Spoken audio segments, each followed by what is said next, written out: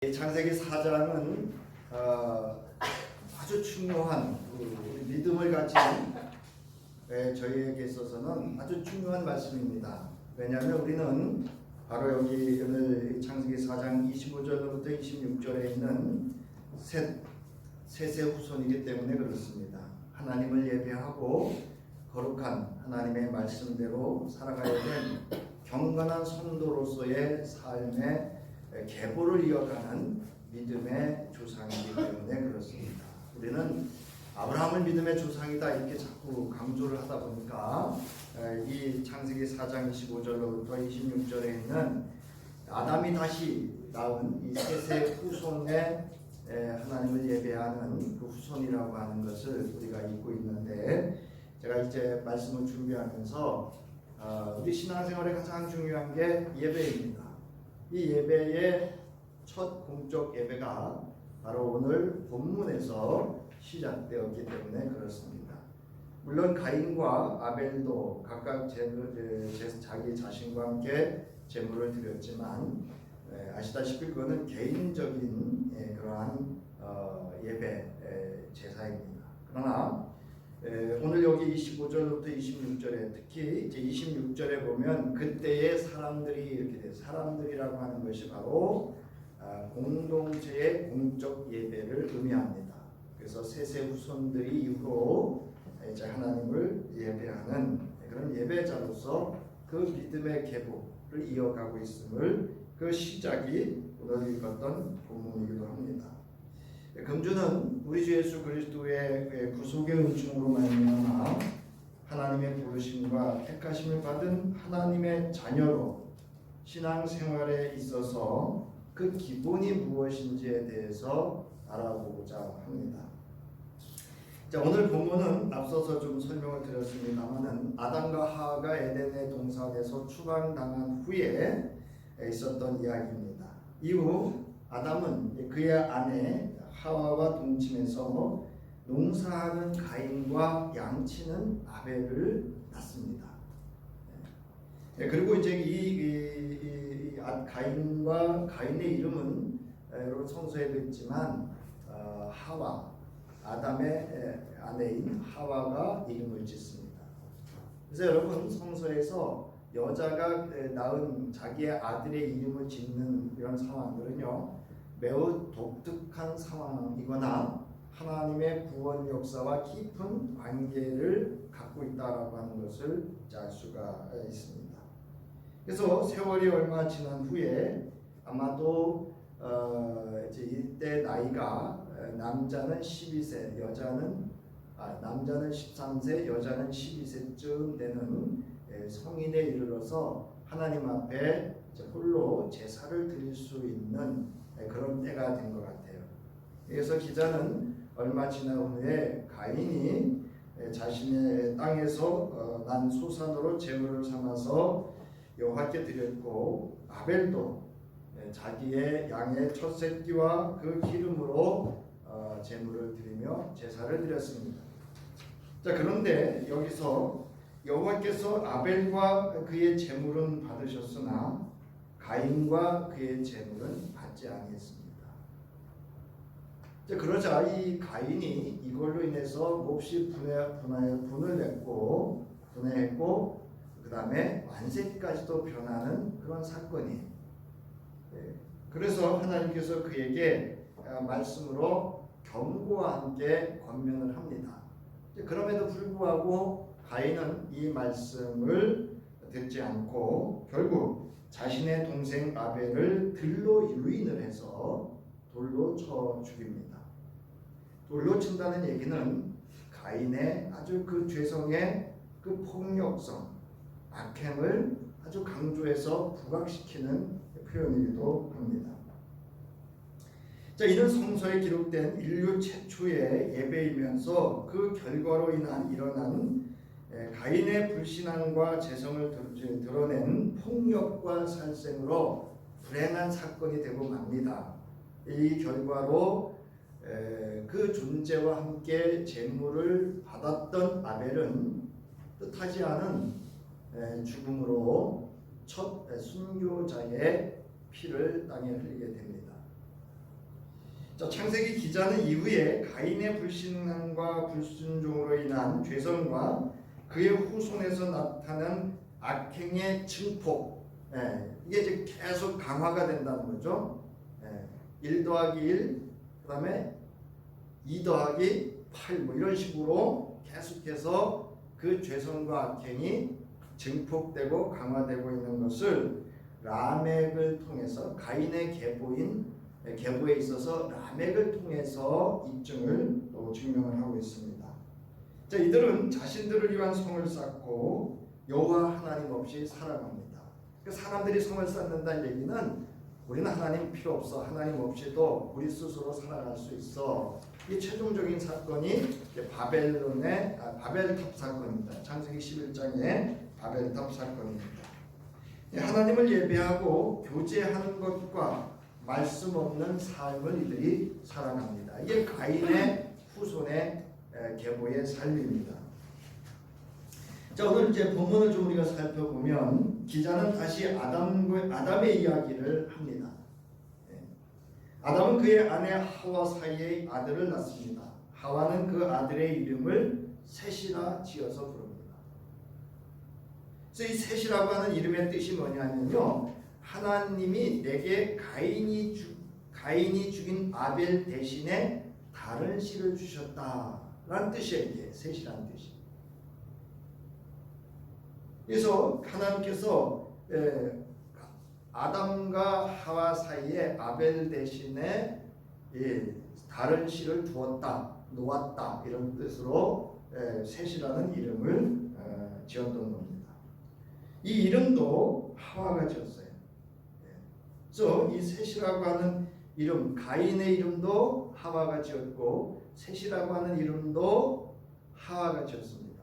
이거는 이 가인과 이 셋의 후손의 계보가 대조되고 있다라고 하는 그 독특성, 특별함을 부각시키고 그것을 드러내기 위해서 기자가 의도적으로 기록을 한 그러한 내용입니다.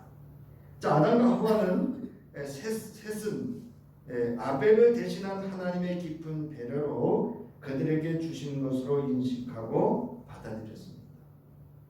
그래서 인식한다라고 하는 것은요, 분별하고 판단해서 안다는 뜻이에요. 그러니까 이 셋이라고 하는 이 생명, 이 아이를 주신 것은 하나님의 독특한 특별한 계획이 있다라고 하는 것을 알아차렸다 그 뜻입니다. 그래서 창세기 4장 25절 오늘 본문에 보면 아담이 다시 아내와 잠자리를 했다. 아내가 아들을 낳고 아들을 이름을 셋이라고 지어 불렀다. 가인이 죽인 아벨 대신에 하나님이 나에게 다른 후손을 두게 하셨다 하고 생각했기 때문이다. 인식했기 때문이라는 거예요. 분별해서 판단했다는 거죠. 그래서 그 이름에서 그 뜻을 우리가 또한 알 수가 있습니다. 자, 하나님이 다른 씨를 주셨다. 이는 앞서 가인의 후손과 대조하여 아담이 하나님께서 자신에게 자식 주신 것을 합당하게 인식하였음을 의미합니다. 분명한 하나님의 뜻과 계획이 있는 후손이라고 하는 씨라고 하는 것을 알았다는 거죠.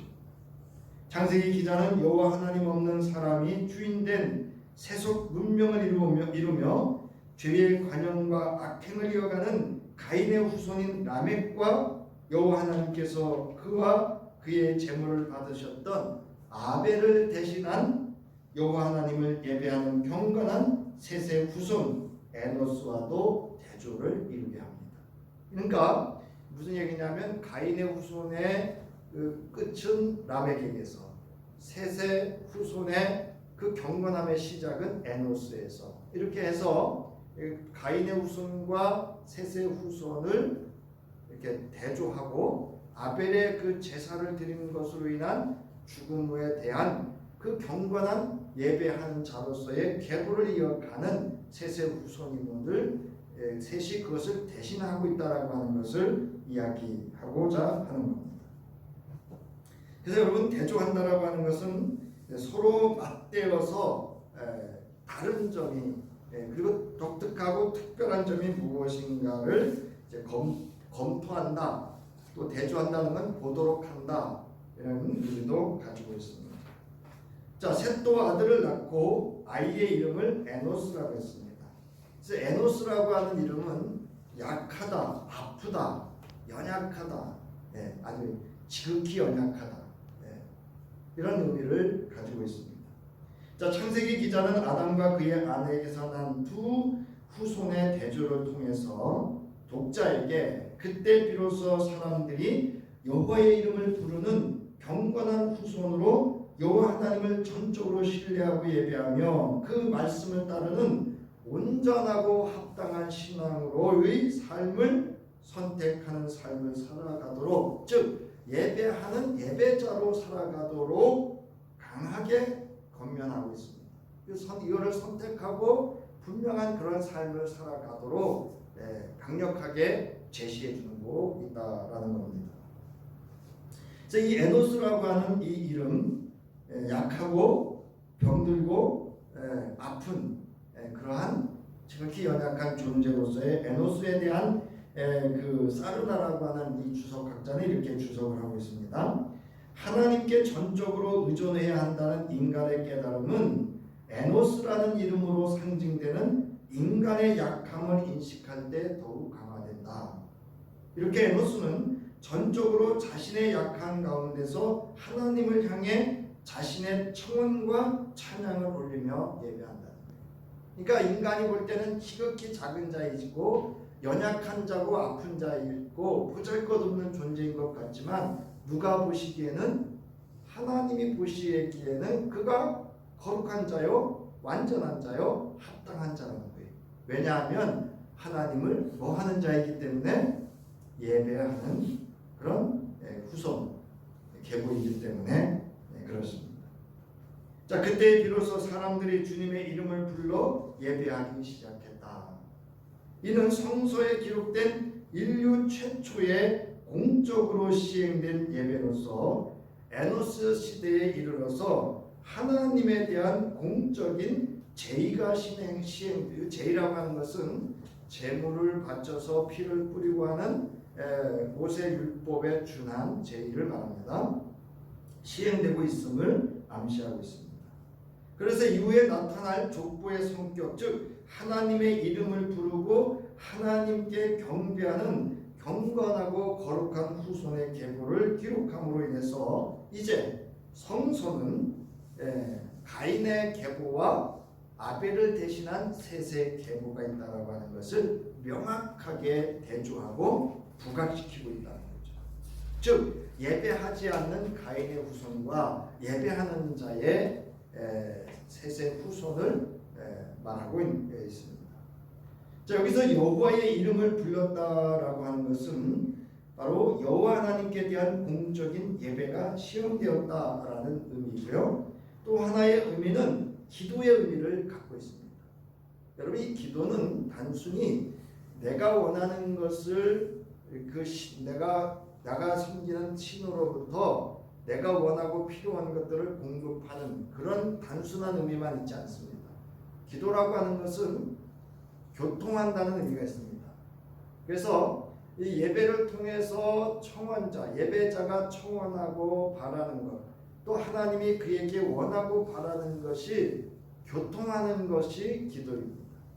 그래서 여러분, 기도는 기도하는 것도 중요하지만 기도하고 응답받는 것을 기다리는 것도 매우 중요합니다. 여호와의 이름을 부른다는 것은 여호와 앞에 기도와 찬양을 드리는 하나님과의 더 깊은 관계로 들어가는 것으로 하나님과 교통하게 되었음을 뜻합니다.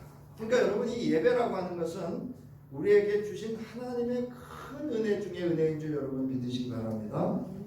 이 세상에 많은 신들이 있어요.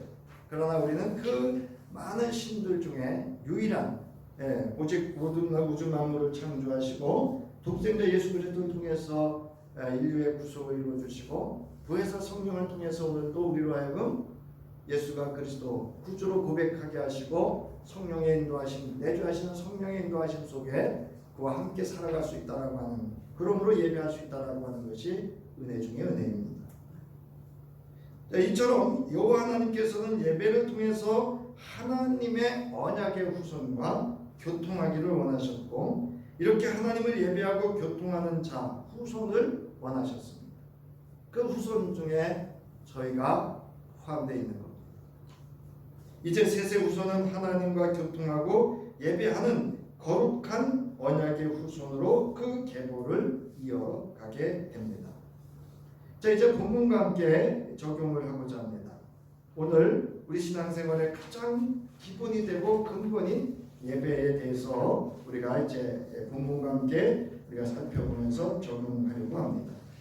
자, 성서의 계보는 크게 두 계보로 나눌 수 있는데, 하나님을 예배하는 경건한 계보와 하나님 없이 사람이 주가 되는 세속의 문명과 문화를 이루어가면서 인간 중심으로 이루어진 하나님을 예배하지 않는 세속적 계보라고 할 수 있습니다. 그러니까 하나님을 예배하는 계보, 하나님을 예배하지 않는 세속적 계보입니다. 그래서 세속적이라고 하는 것은요, 세상의 일반적인 풍습에 속하는, 세상의 일반적인 풍습은 다 같은 거예요.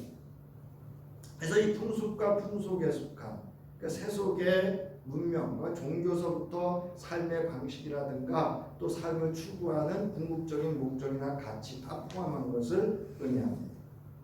자, 설교자는 오늘 본문과 함께 하나님을 아버지로, 예수 그리스도를 구주로, 성령을 보혜사로 믿는 그리스도인 곧 하나님의 자녀에게 있어서 기본 중에 기본이고 정말 신앙생활의 근본, 모든 신앙생활의 근본이고 동기고 결과인, 또 우선되어야 될 신앙생활인 예배에 대해서 알아보고 적용해 보고자 합니다. 그래서 이제 우리가 셋의 후손으로서 예배를, 하나님을 예배하는 자로서의 믿음의 계보, 예배하는 자의 계보로서 우리가 그 의미를 알아보고 적용해 보고자 합니다. 자, 그럼 예배란 무슨 의미냐를 말씀드리는 건데요. 자, 예배란 문자적으로는 예를 갖추어 전한다. 그래서 여러분 예배를 할 때 예를 갖춰야 돼요. 예. 그래서 좀 복장도 그렇고 이렇게 적용하는 게 아니고 예를 갖추는 거 아시죠? 예, 그리고 저 기독교 숭실대학교 이호선 교수가 하는 얘기가 있습니다. 나이 들수록에 옷을 단정히 입어라. 말도 단정해라. 또 그런 얘기를 쭉 해요. 예. 예, 그래서 우리가 흔히 말하는 이제 교양이죠. 자기 교양을 잘 쌓고 옷도 이렇게 깔끔하게 입고 말도 그렇고 돈 씀씀이도 지혜롭게 잘해라. 막 쓰지 말라는 거예요. 돈도. 이제 그런 이야기들을 하는데요. 그러니까 예배에 있어서 중요한 건 예를 갖추고 그다음에 전한다는 거예요. 배는 전한다는 거거든요. 그래서 종교에서 신앙의 대상에 있어서 존경과 순환, 저도 처음 쓰는 단어인데 우리 숭배라는 단어를 많이 쓰는데 이 순환, 높여 바란다 이런 뜻이에요. 그래서 이 그 마음을 표현하는 것을 말합니다. 기독교에서는 경외하는 대상인 성삼위일체 하나님을 섬기고 찬양하고 기원하는 종합적 의식을 지칭하는 용어로 예배 또는 경배라고 하는데요. 기독교인으로서 하나님을 경배하고 찬양하는 매우 중요한 공동체 의례입니다. 우리 이제 개신교에서 기독교에서 중요시 여기는 의례는 바로 이 예배와 성례입니다. 그래서 예배를 중요시 여기고 그 다음에 성례를 거의 동등하게 중요하게 여기고 있습니다. 자, 그래서 이 신약 성서에서 예배를 뜻하는 이 프로스키네오라는 그 헬라어는 두 가지 단어가 합쳐진 건데요. 하나는 입맞추다라는 말과 무엇무엇에게라는 거예요.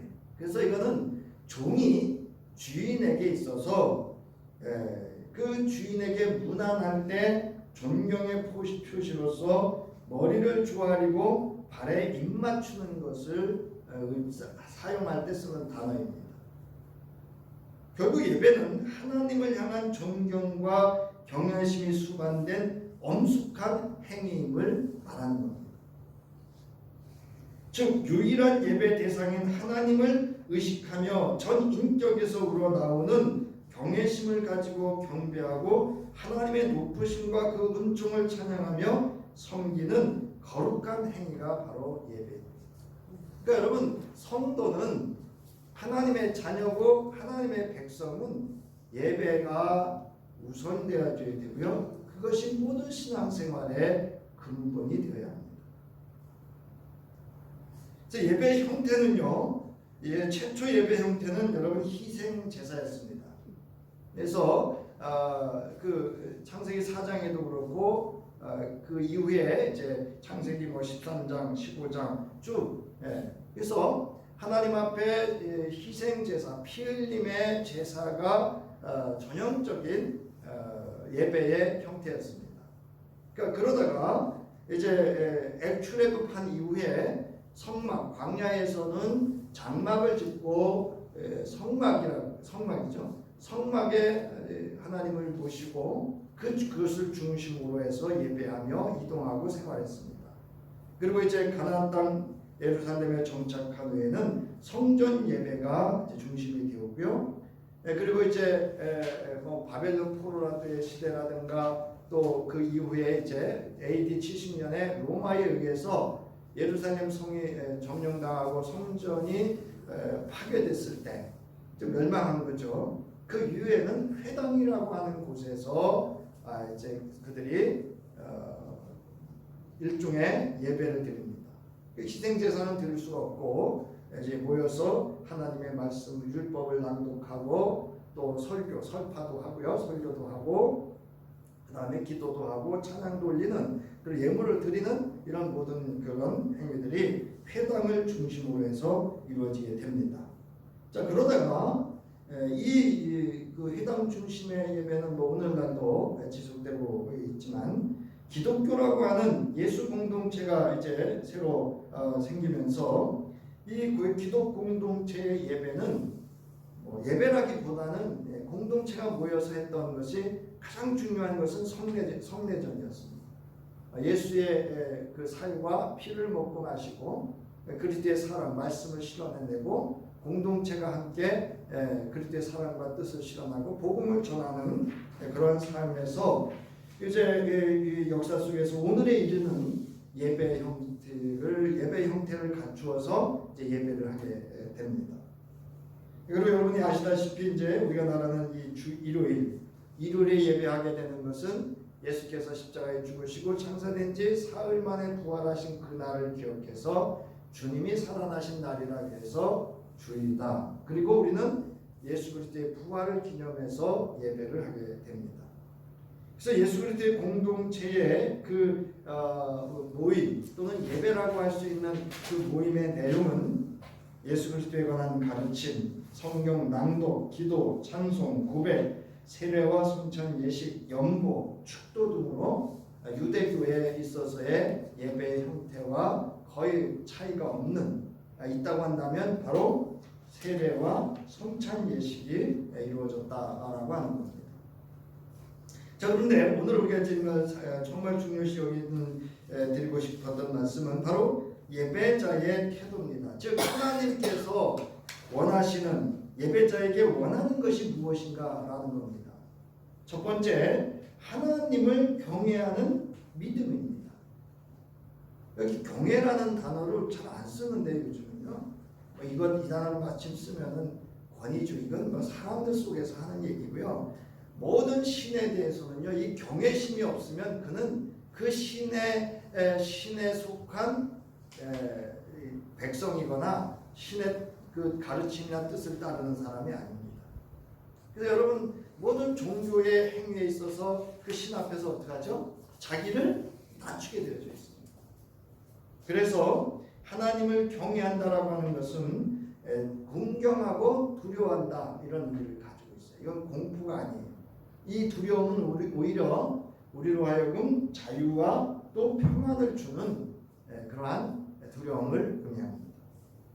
자, 아브라함은 하나님을 경외하며 언약의 말씀을 받고 이를 믿었습니다. 창세기 15장 5절부터 7절에 보면 여호와께서 아브라함을 밖으로 데리고 나가서 말씀하셨다. 하늘을 쳐다보고 별을 셀 수 있거든 세어보아라. 또 그에게 말씀하셨다. 너의 후손이 그처럼 될 것이다.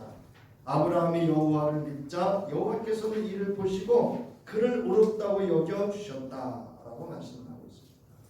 그리고 이 믿음 위에 하나님은 아브라함으로 하여금 예배하게 합니다. 그래서 희생물을 잡아주고 나오는데요. 15장 5절부터 7절에 보면 17절부터 18절에 보면 나옵니다. 그래서 여기 있네. 아브라함이 여호와께 언약의 증표를 구합니다. 그러자 3년 된 암소와 3년 된 암염소, 3년 된 순양과 맷 비둘기와 집 비둘기를 내게 가져와서 예배하라, 이렇게 얘기를 하셔요. 그러니까 아브라함의 그 하나님에 대한 믿음을 보시고 제사를 드리도록 제물을 드려서 예배하도록 합니다. 자, 그러자 창세기 15장 17절부터 18절에 보면 그때에 하나님이 그 제물 사이를 지나가시면서 그 제물을 받으시고 아브라함과 언약을 맺으시는. 그래서 이 예배라고 하는 것은 곧 하나님께서 우리가 드리는 이 모든 것들을 받으시고 그 예배를 통해서 언약의 말씀을 성취해가는 것이 바로 그 믿음을 통해서 성취해가는 것이 예배다라는 겁니다. 따라서 예배에 있어서 정말 중요한 것은 믿음입니다. 그래서 말라기서 1장 6절부터 10절에 보면 하나님께서 예배자에게 전적인 신뢰와 경외하는 믿음을 원하셨는데 이스라엘 백성들이 가증스럽게 전혀 그러하지 않고 습관적이고 형식적인 그러한 예물을 우리가 말 예배를 드리다가 하나님 앞에 크게 책망받고 심판받는 내용이 말라기야 1장 6절부터 10절에 기록이 되어져 있습니다. 그래서 하나님께서는 그들의 예물을 역겹다, 아주 가증스럽다, 이렇게 말씀을 하셨어요. 그래서 여기 가증스럽다라고 하는 의미는 무슨 의미인가 하면요, 이 주로 하나님 입장에서 사용되는 단어인데요, 몹시 싫어하고 구역질이 날 정도로 혐오한다, 역겨운 냄새처럼 혐오하고 미워한다, 그리고 몹시 싫어하고 지긋지긋하다, 이런 표현으로 쓰는 단어라는 겁니다. 그래서 여러분, 우리가 무엇을 하려 하고 이런 어떤 그 갖춤보다 더 중요한 것은 우리의 근원적인 여호와를 향한 경외심과 믿음으로 예배해야 하는 줄을 믿으시기 바랍니다. 예배의 가장 근본적인 태도는 여호와를 경외하는, 신뢰하는 믿음에 있습니다. 두 번째로는 정결한 마음과 깨끗한 삶이에요. 그래서 우리가 꼭 예배 드릴 때 제일 먼저 하는 게 뭐냐면 돌이킴의 기도. 그래서 자신의 허물과 죄를 예수 그리스도의 십자가 아래서 자백하고 회개함으로 나 자신의 마음의 정결함과 깨끗한 삶을 온전히 하나님 앞에 내어드릴 수 없기 때문에 우리는 예수 그리스도의 십자가의 구속에 그 대속의 은총을 힘입어서 하나님을 아버지라 부르며 예배자로 설 수 있도록 나아가는 것이 바로 회개의 시간입니다. 시편 기자분은 시편 115편에서 누가 주님께 예배할 수 있습니까? 이렇게 말을 할 때 거기 나오죠. 깨끗한 삶을 사는 사람, 정의를 실천하는 사람, 마음으로 진실을 말하는 사람, 혀를 놀려 남의 허물을 들추지 않는 사람, 친구에게 해를 끼치지 않는 사람, 이웃을 모욕하지 않는 사람, 하나님을 업신여기는 자를 경멸하고 주님을 두려워하는 사람을 존경하는 사람입니다.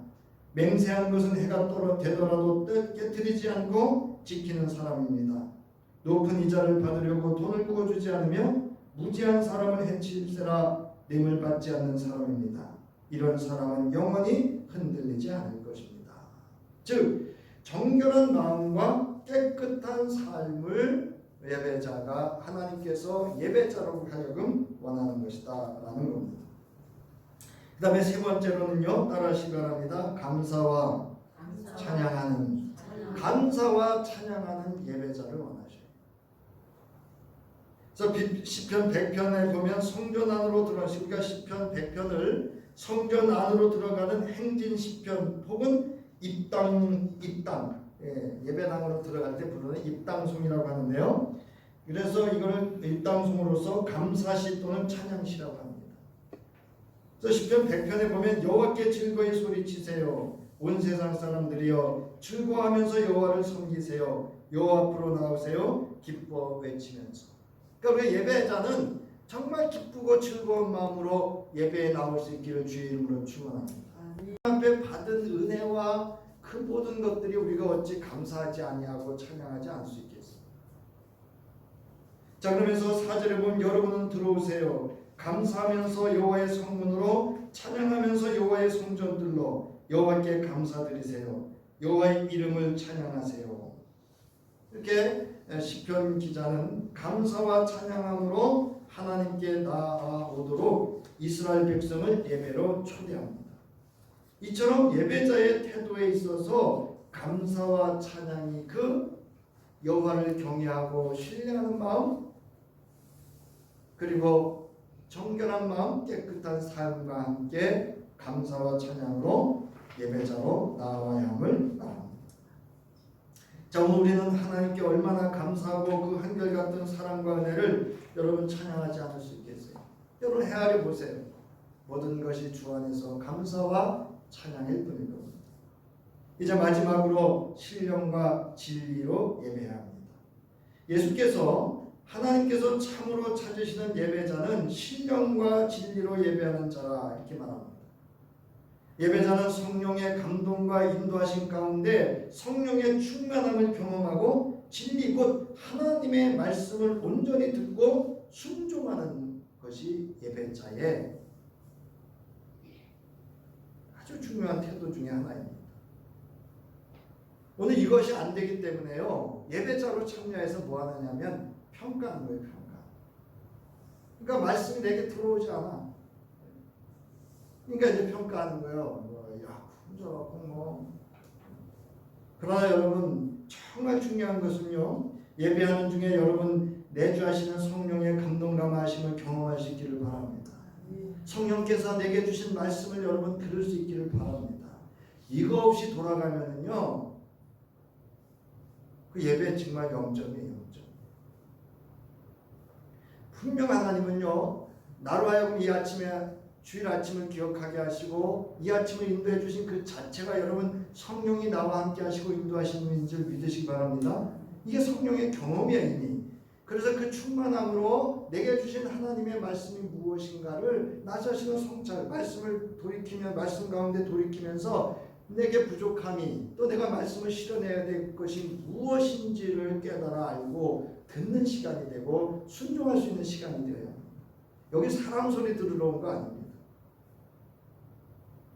자, 요한복음 4장 23절부터 24절에 보면 새한글 성경으로 이렇게 되어 있습니다. 그러나 때가 오는데 지금이 그때입니다. 그때가 되면 참되게 예배드리는 사람들은, 그때는 누군지 아세요? 예수 그리스도가 오는 때를 말합니다. 성령님에 이끌려 진리를 따라 아버지께 예배드릴 겁니다. 아버지께서도 이렇게 예배드리는 사람들을 찾고 계시니까요. 하나님은 영이십니다. 그래서 그분께 예배드리는 사람들은 반드시 성령님에 이끌려 진리를 따라 예배드려야 합니다. 요한복음 17장 17절에 이렇게 말합니다. 예수님이 제자들을 위해서 기도할 때 진리로 그들을 거룩하게 하여 주십시오. 아버지의 말씀은 진리입니다. 궁극적으로 예배는 우리가 왜 예배가 중요한 것인가 하면 성령을 경험하고 하나님의 말씀을 경험하는 것이 예배이기 때문입니다. 왜냐하면 예배는 하나님이 우리를 초대하셨고 만나주셨고 말씀해 주셨고요. 또 우리의 예배를 통해서 하나님이 원하시고 바라시는 우리가 청원하고 기대하는 것들을 말씀을 통해서 응답하여 주시는 시간이 이 예배 시간인 줄 여러분 믿으시기 바랍니다. 자, 우리는 하나님께 예배할 때 성령과 말씀으로 준비된 거룩하고 합당한 완전한 예배를 위한 예배자이기 위하여 항상 하나님의 말씀을 묵상하고 기도와 찬양 중에 성령 충만함으로 아버지 하나님께서 찾고 기뻐 받으시는 존재, 즉 산 제물이고 그런 합당한 삶을 살 수 있어야 돼요. 제가 이제 요즘 날이 좀 덥고 또 뭔가 이렇게 게으름을 피우다가 아침에 내려와서 하는 이 여기 가정 예배에서도 그렇게 하는 저 이제 혼자 이렇게 예배를 하는데 이거 빠뜨린 날하고요, 이거 하는 날이 달라요.